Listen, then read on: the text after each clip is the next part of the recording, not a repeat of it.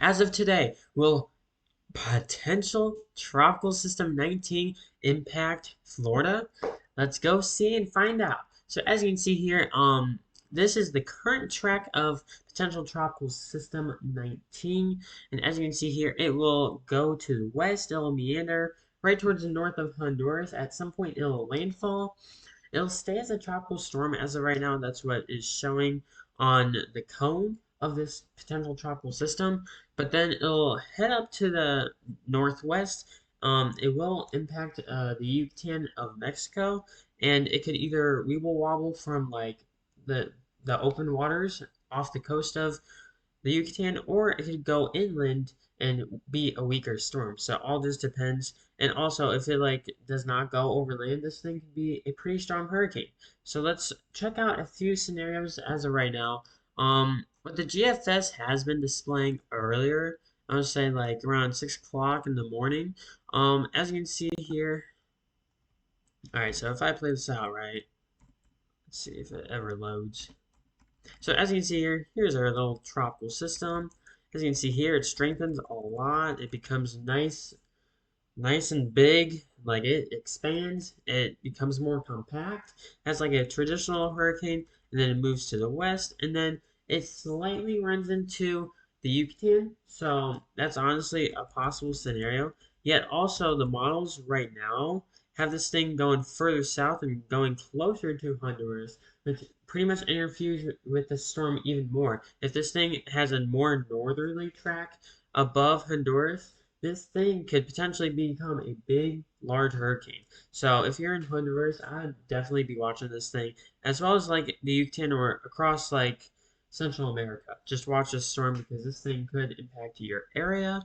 But as of right now, everything is still up in the air with this thing, and it still might even impact Florida because as I play this out, right, it runs into the Yucatan, it weakens slightly, then the cold front comes through, the storm is still maintaining like category 2, and it runs into the Florida Keys.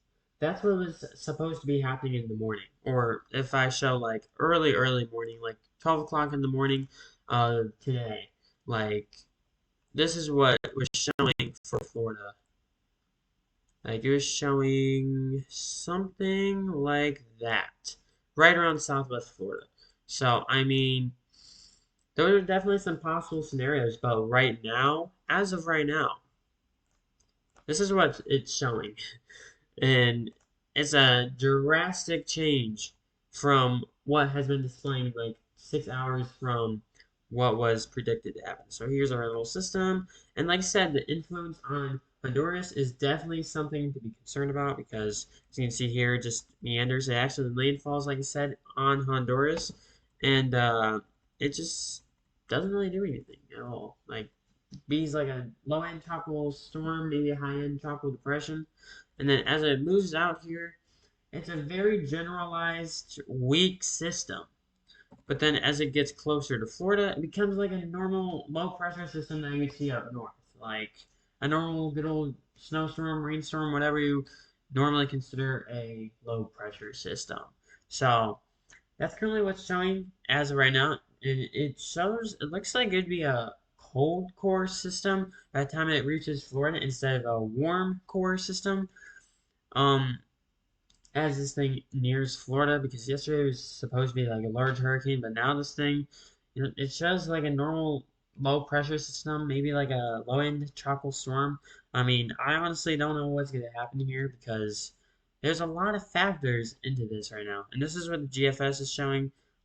If I go off of like the European model, for example, like this is like the latest run. This was during the afternoon. Let's see.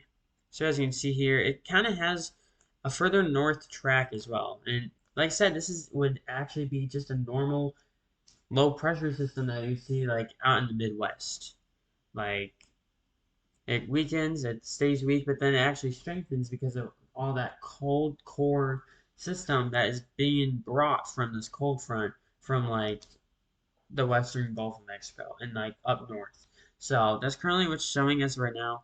Um, in terms of like large impacts, I don't know if anything's gonna be like big to consider.